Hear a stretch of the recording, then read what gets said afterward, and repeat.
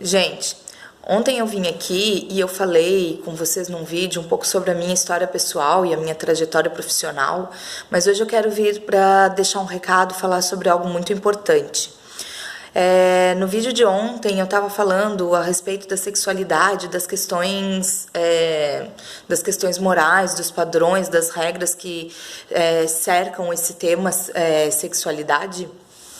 E contei um pouquinho da minha trajetória pessoal, então, a respeito disso, já que eu tenho 4 filhos, enfim, não vou me repetir.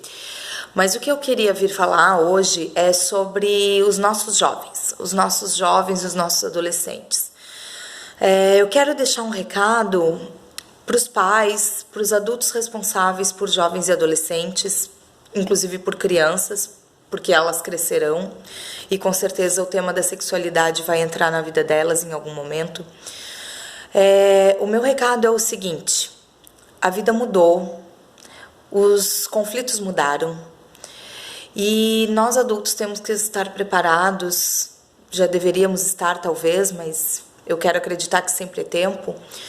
A gente tem que estar preparado para receber jovens nas nossas vidas que sofrem com coisas, às vezes, muito mais profundas do que as questões sexuais.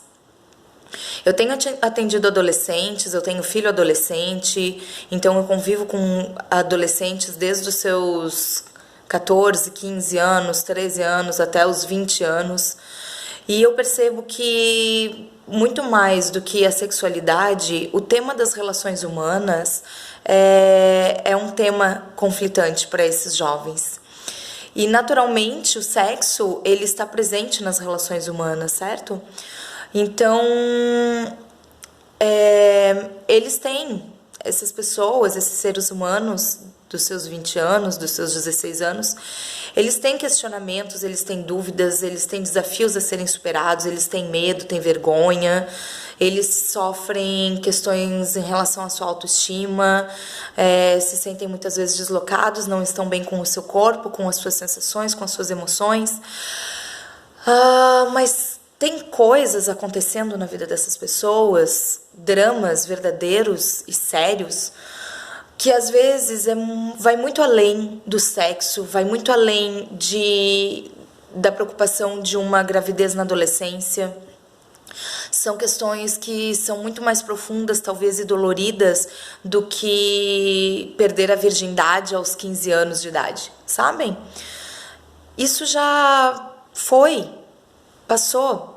Eu entendo que pessoas de 30, 40, 50 anos tinham essa questão com a sexualidade, com a virgindade, as relações, namoro, noivado, casamento, como que são essas relações, se são firmes, se não são, se tem compromisso, se não tem. Eu entendo que a gente passou por essas questões na nossa adolescência, que nós fomos cobrados disso. Mas os jovens de hoje são cobrados de muitas outras coisas, das quais eles não conseguem muitas vezes ter uma verdadeira e ampla compreensão.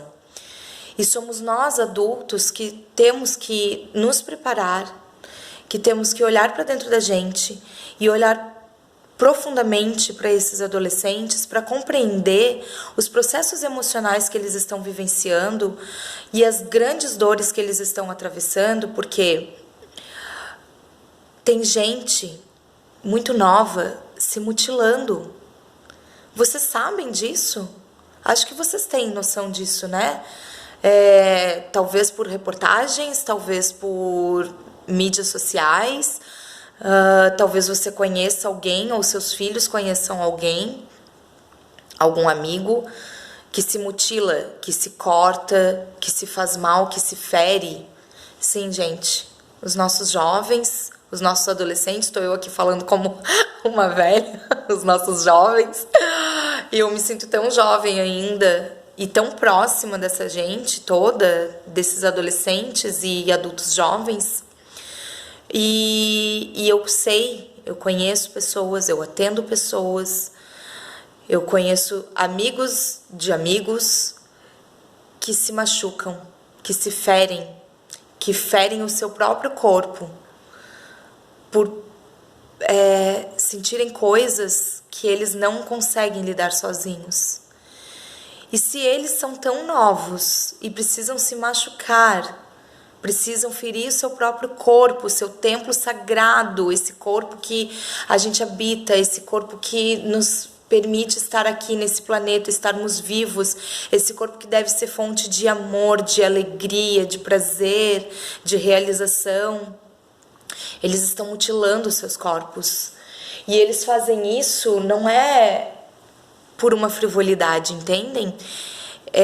Não é por simplesmente uma necessidade de chamar atenção, e sim, talvez seja uma necessidade de chamar atenção, mas não é por necessidade de chamar atenção para algo superficial, não.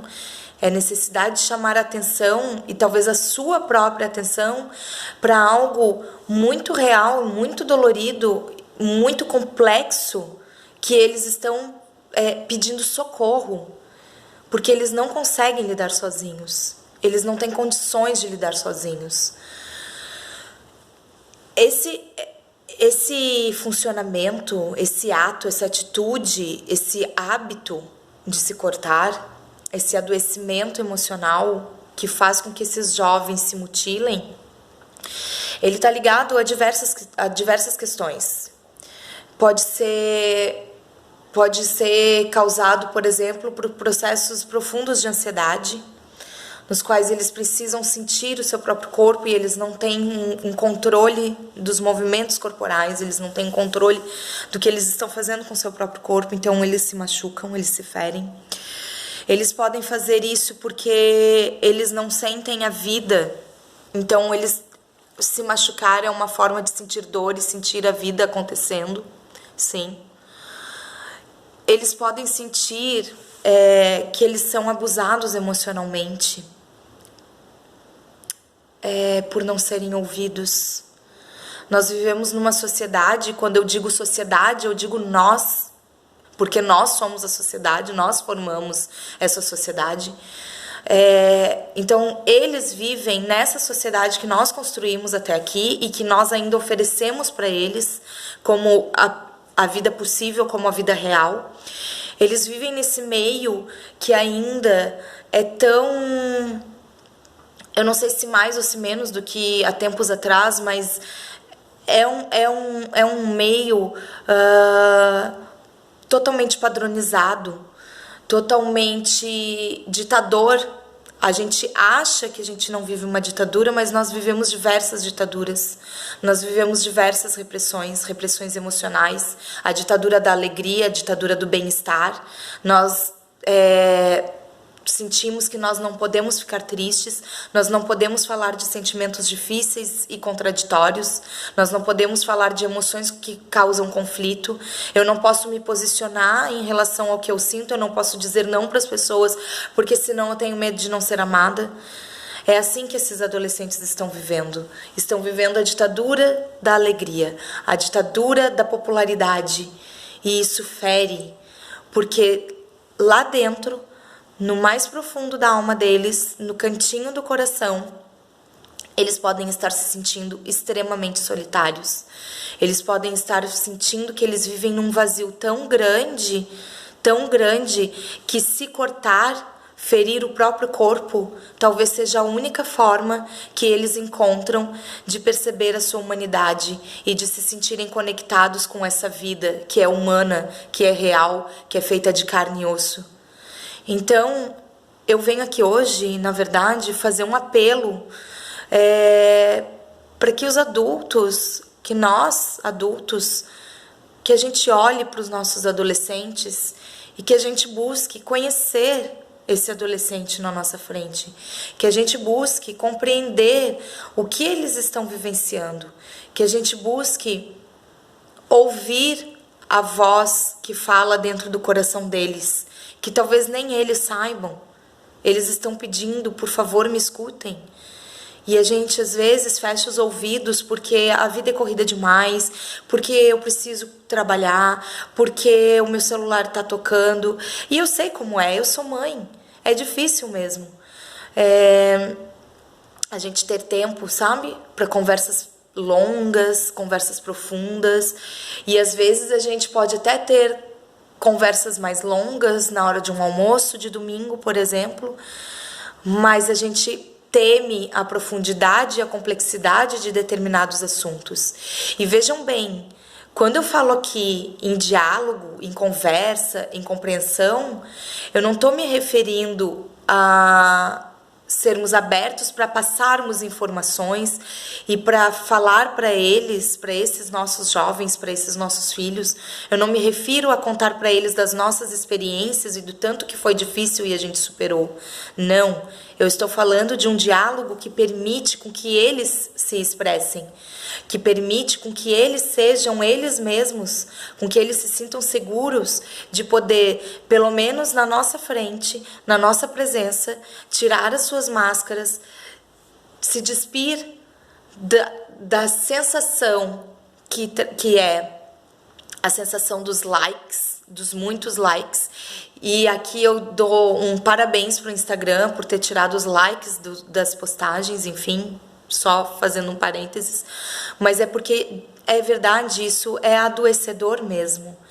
Então, ao mesmo tempo que eu percebo adolescentes e jovens muito fortes, muito carregados de desejo de viver e de se encontrar, eu também percebo adolescentes e jovens muito feridos na sua alma, nos seus sentimentos, nas suas verdades.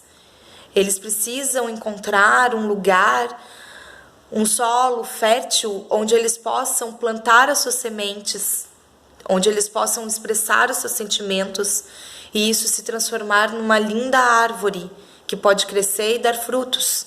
Porque é das nossas dores que vêm também as nossas grandes potencialidades. Então, adultos, por favor, eu peço isso, porque eu tenho filhos e eu quero ser essa pessoa, é uma busca minha também, ouvi-los, compreender o que eles têm de necessidade interna. Escutem seus filhos, escutem o que eles têm para dizer, escutem o que eles têm para dizer sobre quem eles percebem que eles são, para que eles não precisem se machucar, para se sentir vivos, para se sentirem de carne e osso. Afinal, a gente vive num mundo virtual, né? Eu tô aqui falando com vocês através de uma mídia social, num canal virtual. Vocês não sabem quem eu sou, vocês não sabem o meu dia a dia, ninguém sabe. Só eu que sei o tanto de peso e de alegria que eu carrego nos meus dias, na minha rotina. Então, sim, a gente vive num mundo virtual, num mundo etéreo, e é tão fácil se perder nessa nuvem, né? Então, permitam que os seus filhos sejam reais, que eles sejam de carne e osso, que eles tenham fraquezas, que eles tenham defeitos, assim como vocês têm, como nós temos. Permitam que eles tenham dúvidas, que eles tenham inseguranças, que eles se sintam tristes e sintam raiva, que eles queiram brigar muitas vezes e dizer para vocês: você não está prestando atenção em mim, eu não gosto dessa família. Eles precisam dizer isso. Vocês já sentiram isso. Eu tenho certeza absoluta que em algum momento da sua vida você já sentiu que você não era bem-vindo na sua família, que você era inadequado, que seus pais não te ouviam, que você não tinha espaço, espaço de fala, espaço de ser visto. Lembrem de vocês e olhem para os seus adolescentes. Esse é o meu recado de hoje. Obrigada.